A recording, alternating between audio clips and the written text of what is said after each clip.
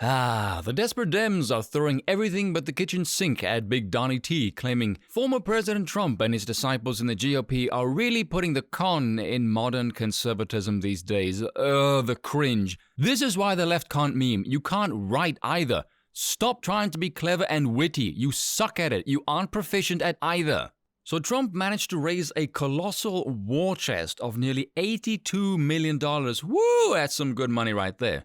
Then again, he is a brand tycoon. The article claiming Trump did so on false claims of you-know-what, and that his lead has led to shameless imitators. First off, Juan, the less said about raising money on false premises from your side, the better. You lot spent 4 years wasting $32 million of the taxpayers' money on a Russia investigation that ultimately turned up jack shit. You fuckers raise corporate money, then spend the taxpayers while bending them over trying to push a debt-ballooning colossus of an infrastructure bill, which has nothing to do with infrastructure, and everyone knows this. But politicians don't give a fuck, it's not their money. If you think politicians give a right bollock about what any of the population thinks when most of their financial gains do not come from their salary, well, you know where I'm going with this. Far as Trump goes, I'm gonna need you dimwits to stop huffing your own farts for just a moment.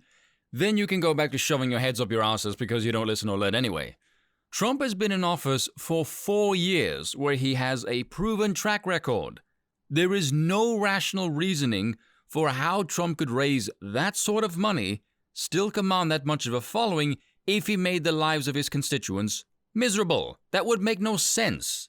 Under Trump, wages went up. Business confidence was at an all-time high, especially for small businesses. The US saw an energy boom, record low unemployment. They are self-serving, and Trump evidently managed to do a great job serving their interest. Much the same way you lot suck corporate dick because it's good for your interest. But even the cringe fringe, as Styx likes to say, on your side admitted the population disagrees with your anti-Trump BS.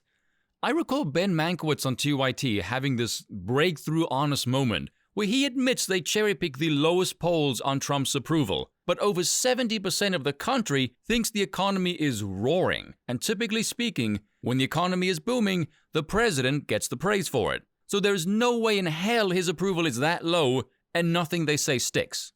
Then talks about Marjorie Taylor Greene in some insane shit about lasers and anti-Semitic tripe.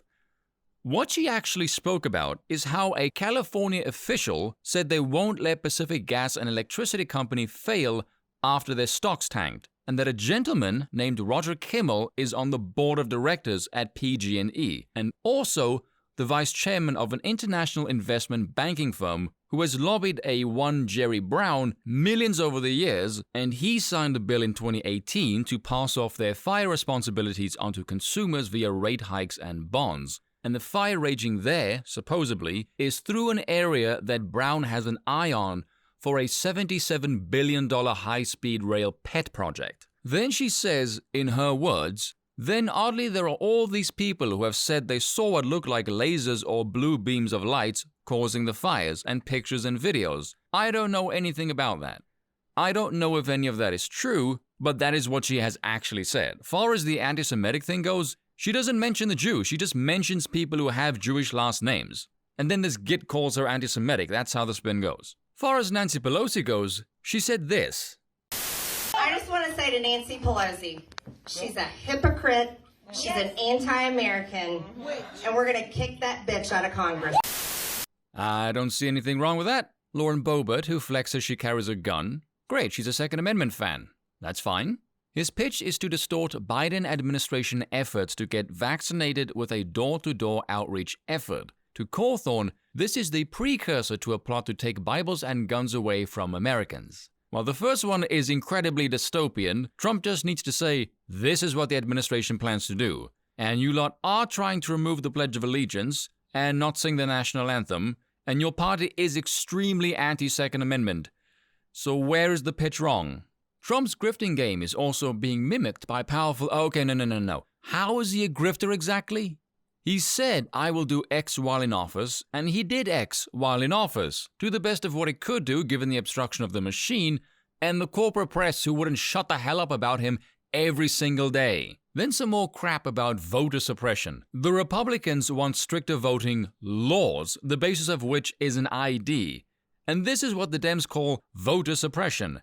Access to voting is Dem speak for we want illegals to vote because fuck the nation state, which is why they pour in illegals. They want open borders for that reason. If you claim voter ID is suppression, to me you're already guilty and you are never to be anywhere near the political apparatus. You are unfit for it. It's that simple. The hosts get their cut of the riches from the Trump grift game by creating an angry, paranoid audience sending dollars to fight a purported invasion of younger, more educated, racially diverse people likely to vote for Democrats. These right-wing media rants lack facts, but there is no disputing their business model. Oh, where to start with that one? Lacks facts.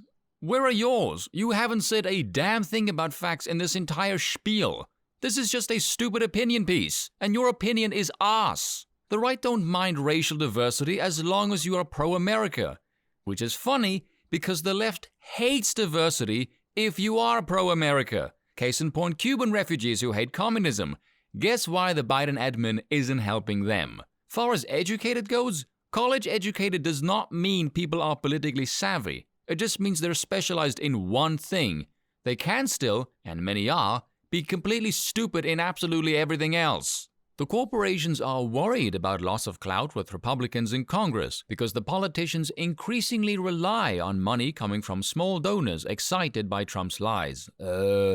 Which means corporations are gonna start donating more to Democrats because they don't give a fuck about politics. It is all about the moolah. Far as the last bit goes, or it could be because Trump was a good president for them.